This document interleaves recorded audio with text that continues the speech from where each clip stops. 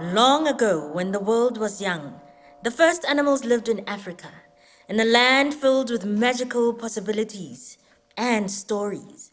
Stories that have been handed down from the first people who could understand the language of animals all the way to us today. And now you will hear one of those very stories today, the story of Imbila, the rock dassie.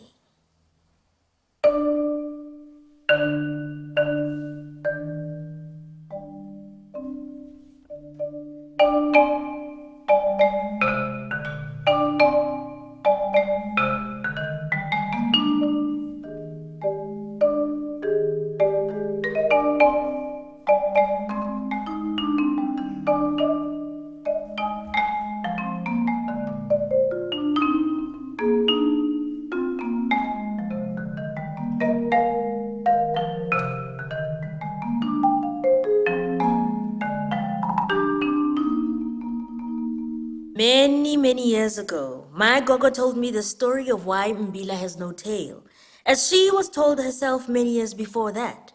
And now it is your turn to hear that story. Once upon a time, the Mbila was sitting on the high rocks, basking in the hot African sun, when suddenly he saw many animals. They were all marching through the veld below him.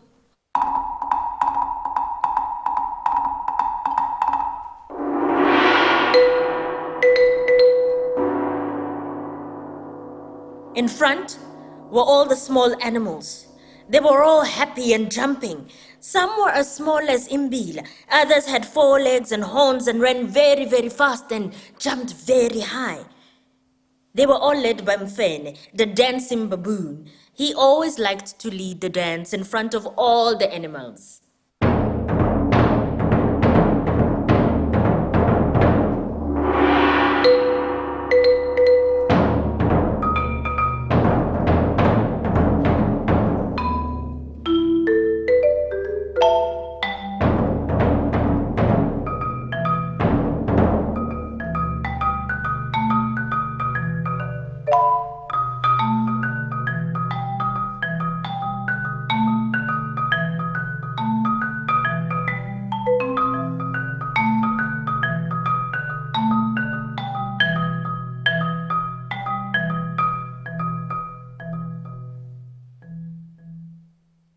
Mbila saw all of this and went down to greet his friends. He asked Mfene, "Why is everyone so excited and where exactly are you going?" Mfene looked at him surprised. "How, Mbila? Don't you know? Today we are going to the river where Mamlambo, the river spirit, will give each of us a tail so we can hang on trees, walk without falling, swat the flies and be made more beautiful. Come and march with us." Bila shook his head. No, I don't think so. It sounds good, he said. But I want to lie here and enjoy the warmth of the sun today. Maybe a little later, after the midday meal, I will come. And so the other animals continued to march on and left Mbila enjoying the warmth of the sun. Far in the distance, Mamlambo, the river spirit, began her magic ritual. No one knew what would happen. She rose from the water and beat a great stick on the riverbed, and the earth rumbled.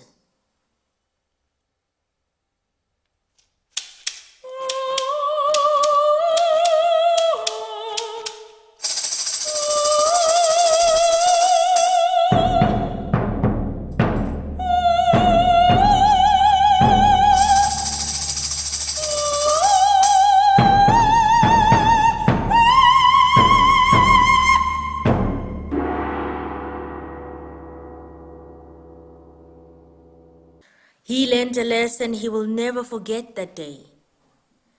Don't ever leave for tomorrow what you can do today. And that is the story of why Imbila has no tail.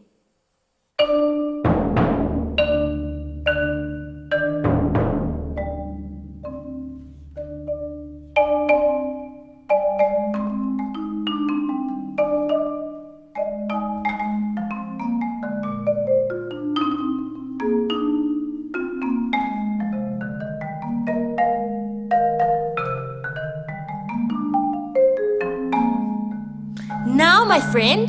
I'd like us to dance together, just like Imbila and his friends.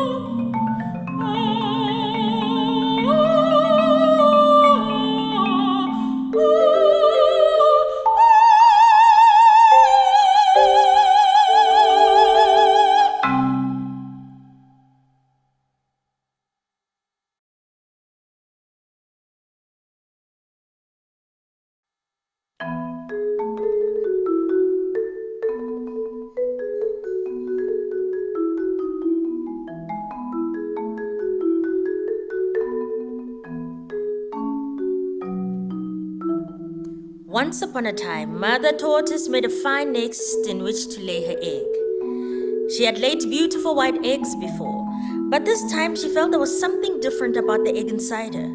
And finally, an egg did emerge. But different than all her other previous eggs, this one was covered in red speckles. She buried the egg carefully in the warm earth to hide it from egg robbers like the mongoose, jackals, badgers, and baboons. Many days passed, and she was kept very busy by the demands of her other 12 previous hatchlings. What a large family she had. But finally, a small little voice called out for help from the nest. Now, Mother Tortoise almost couldn't hear the little voice against the boisterous cacophony of all her children, but the mother's instinct somehow led her back to the nest, where she helped her little baby tortoise dig his way out. And lo and behold, the little turtle shell was bright red, unlike any she had ever seen before.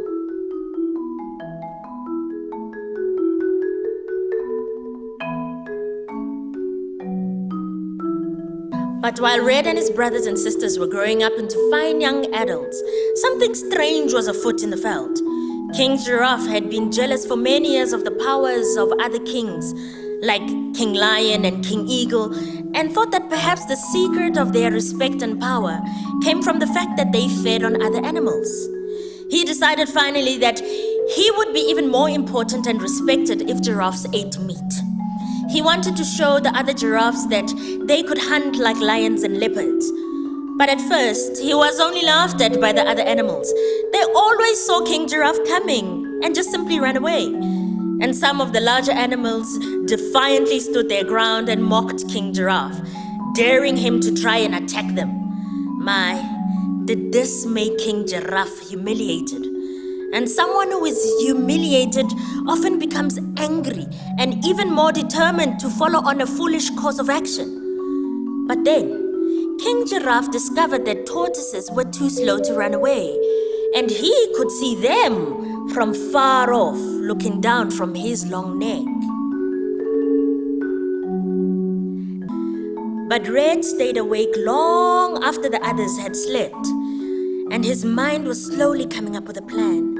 When dawn broke, he volunteered to go out in the veld to gather the food for others. "But with your red shell, King Giraffe will see you even more easily," cried his mother.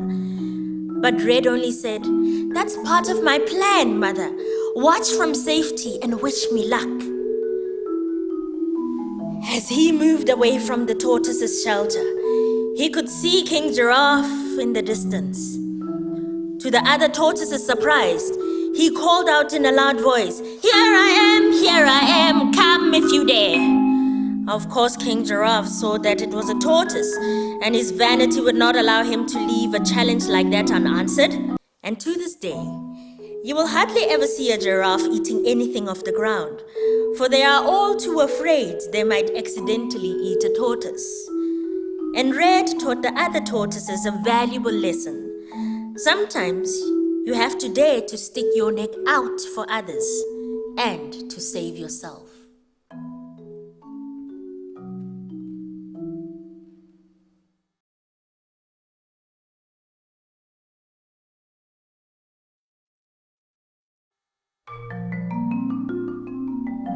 In the days of the first animals, then as now, there were times when the sun shone down from the sky with such ferocity that the clouds were afraid to gather, and no rain fell on the thirsty land for days upon days.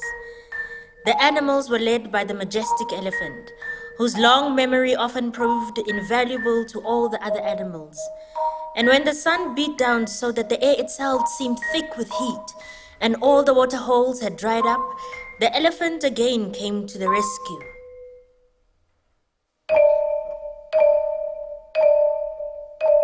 Come, my friends, and I will lead us to a place where I remember that if we dig deep down, we will find water bubbling up to quench our thirst. All the animals followed and helped to dig. It was very hard work, for the ground was baked hard and unyielding, and soon many had bloody paws from their efforts. The hare watched from a distance and had no desire to do such hard work.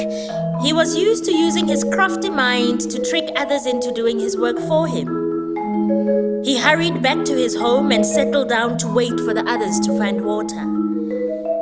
The elephant remembered the hare and asked, "Where is the hare?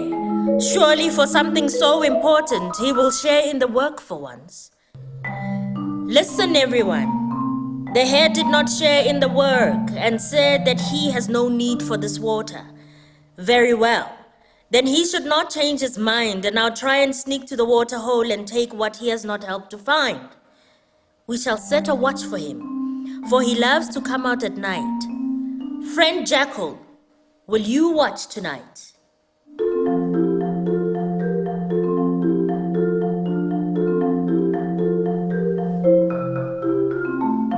The jackal agreed and found a comfortable spot to wait and watch over the water hole.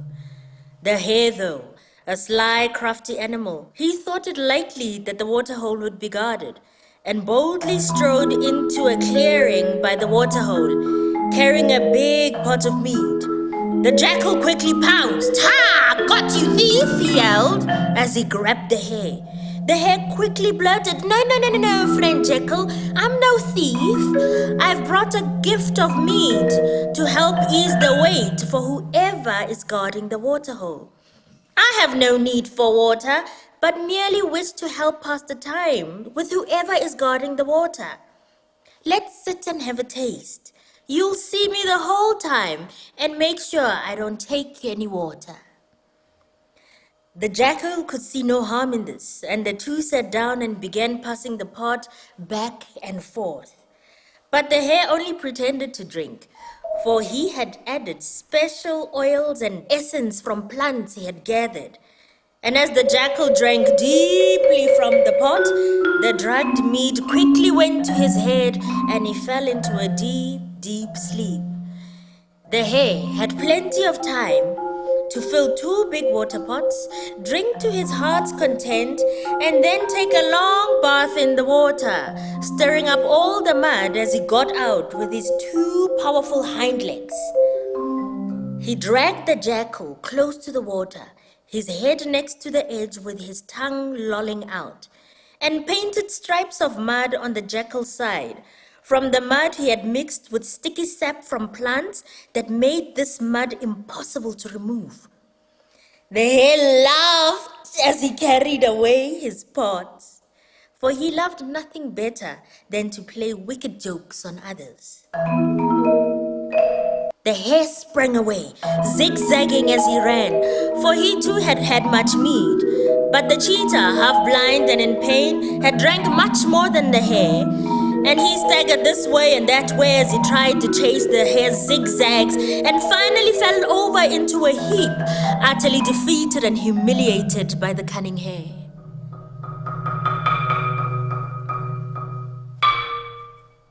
And there were still tears oozing out of the cheetah's eyes when the others found him the next morning. He reluctantly explained what had happened, deeply ashamed to have been tricked by the crafty hare. The others saw that the hare had returned later to drink his fill, bathe in the muddy water, and also fill his own water pots. The level of the water hole was even lower. "What will we do? The hare is always too clever," cried the animals, as many of them had also been tricked by the hare in past times, for the hare delighted in pranks, big and small. But one little voice said, "Let me go tonight, for the water is my home and home to my babies. I may not be fast, but I know I can stop the hare from stealing our water." It was the water turtle. And the elephant considered this carefully and thought that they had nothing to lose by letting the turtle try. "Very well," she said. "We wish you good luck and we'll check on you in the morning." The turtle waited for nightfall and then stirred up the water near the edge, making it muddy. Then she settled into the mud and waited. Soon enough, the hare approached. After watching and listening for some time, he could not see or hear any sign of other animals. "Ha ha! They've given up even trying to catch me," he chuckled, and strode down to the water's edge.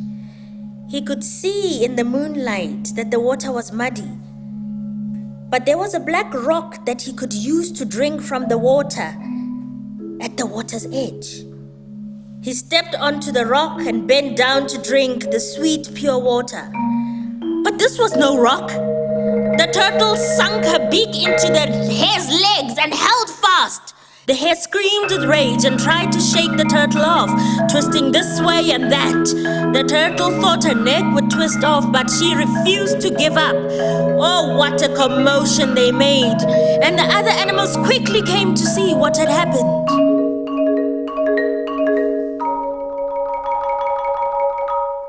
That we still use today. Perhaps we too will also be wise enough to learn from nature rather than just steal from it.